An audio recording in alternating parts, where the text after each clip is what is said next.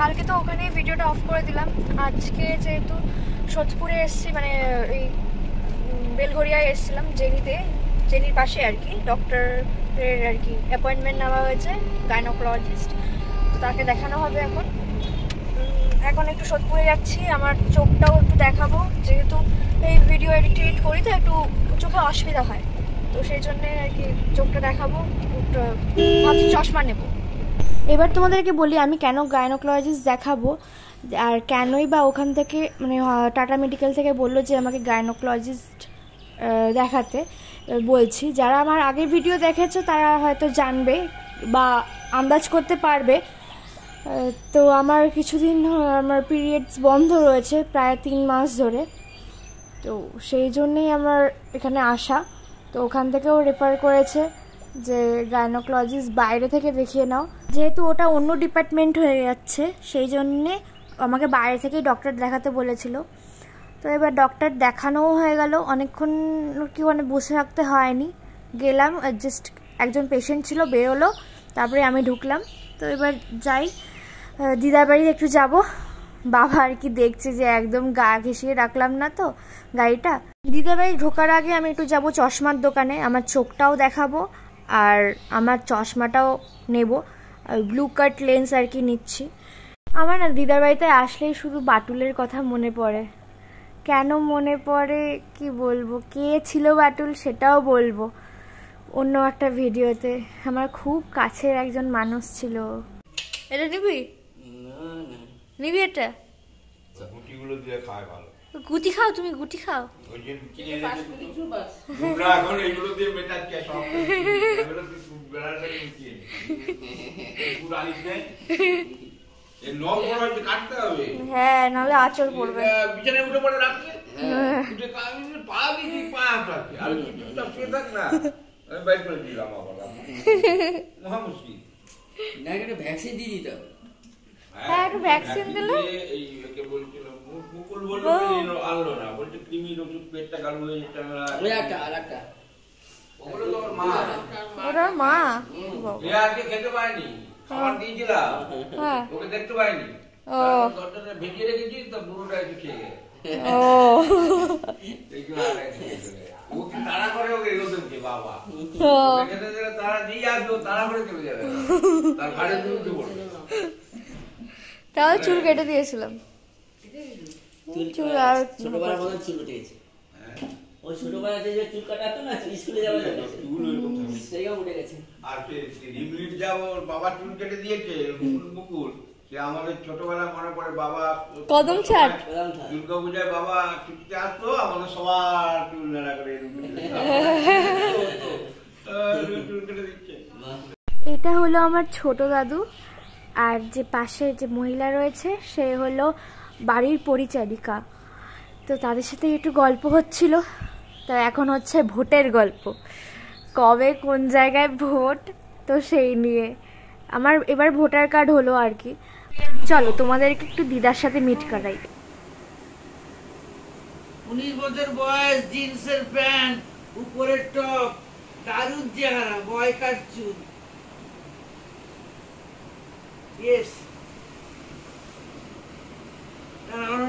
আমি আর অনন্যার ছবি তুলি, তারপরে লোক ভাবে খান ধরে উঠছে।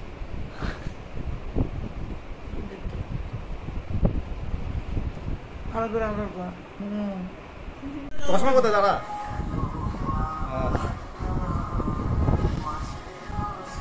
বল, এটা বল। এটা আমার মামা হয়, খুবই কেয়ারিং, খুবই হেল্পফুল, আমাকে ভীষণ ভালোবাসে। ছোটবেলা থেকেই আর অ্যাসিস্ট্যান্ট, কুকুর পাখি মাছ পোষার সমস্ত অ্যাসিস্ট্যান্ট। ছোটবেলায় গল্প শুনিয়ে শুনিয়ে ঘুম পাড়াতো। আজকে সোদপুরে এসেছি, তাই একটু দেখা করে যাই।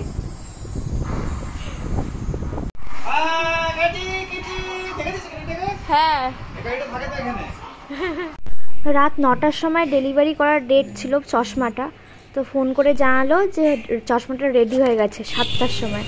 তো চলো যাই, চশমাটা নিয়ে আসি।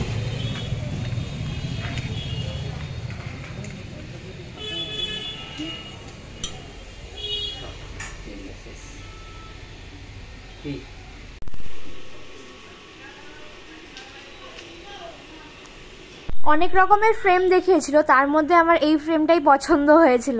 তোমাদের কিরকম লাগলো কমেন্টে জানাও। তো আমার নেওয়া হয়ে গেল চশমাটা। আর দেরি না করে এবার চলো ওই বাড়িতে একটু দেখা করে বেরিয়ে পড়বো। দেখি গিয়ে দাদু গিটার বাজাচ্ছিল। দাদু টুকটাক আর কি গিটার ইনস্ট্রুমেন্টগুলো আর কি বাজায়, সেরকম গান করে না কিন্তু ইনস্ট্রুমেন্টগুলো বাজায়। যাই হোক, দিদার সাথে দেখা করলাম। একটা ছবি তুলি, দারুণ লাগছে। ভালো লাগছে? দারুণ লাগছে। সুন্দর হয়েছে।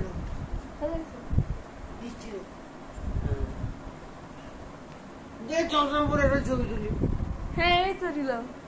ওই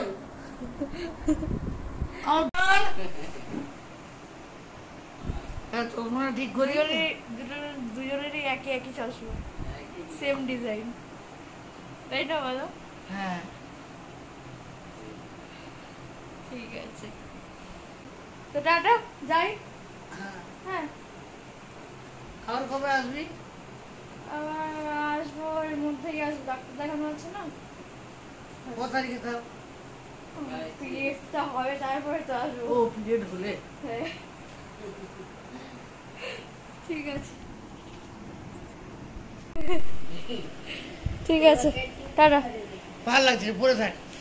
পরে থাকো, স্টাইল লাগছে আরো। হ্যাঁ দরকারটা হলেও পরে থাকবি, শিখে যা। হ্যাঁ আমার হচ্ছে ওখান দিয়ে উকি মারছে বাটু দরজার ফাঁকা দিয়ে। হ্যাঁ বাটুল ছুটে চলে যেত। খোড়া করে লেগড়ে লেগড়ে লেগড়ে সত্যি, না তাও সত্ত্বেও উঠতো। হ্যাঁ অনেক কষ্ট হয়েছে বেচারাটা।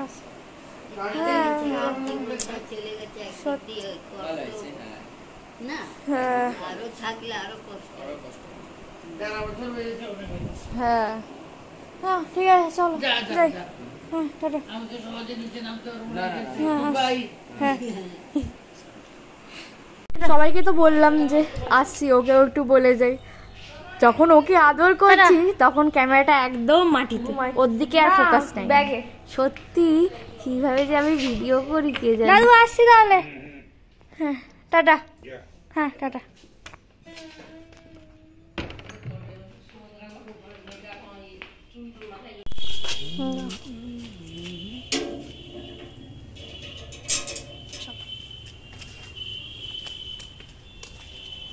তোমরা অনেকেই জানতে চাইছিলে যে আমি মাকে কেন দেখাই না ভিডিওতে। অ্যাকচুয়ালি আমি অন্য জায়গায় থাকি, মা থাকে সোদপুরে, আমি থাকি ঘটকপুকুরে, তাই জন্য সেরকম আর কি ভিডিও করা হয় না। আর এটা হলো আমার মা, যারা চেনো না।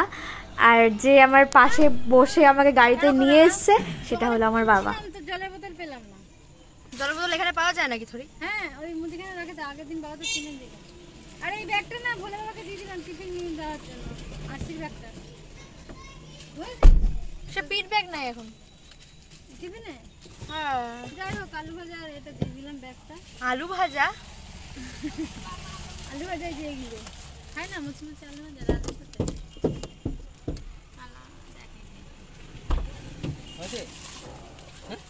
জলের বোতলটা নিলে ভালো হতো গো। আমার চশমাটা একটু মাকে পরালাম, তো মায়ের কাছ থেকে শুনি মায়ের কিরকম লাগছে চশমাটা পরে। পরে তোমার কিরকম লাগছে সেটা বলো। পরিষ্কার পরিষ্কার দেখছি। এটা দেখে মানে এটা দিয়ে তো ফোন দেখলে চোখে লাগবে না। পাওয়ার হয়ে গেছে মনে হচ্ছে। হ্যাঁ আমার খুব পাওয়ার ছিলাম, কিছু দেখতে আমার পাওয়ার নেই। আমার পাওয়ার নেই।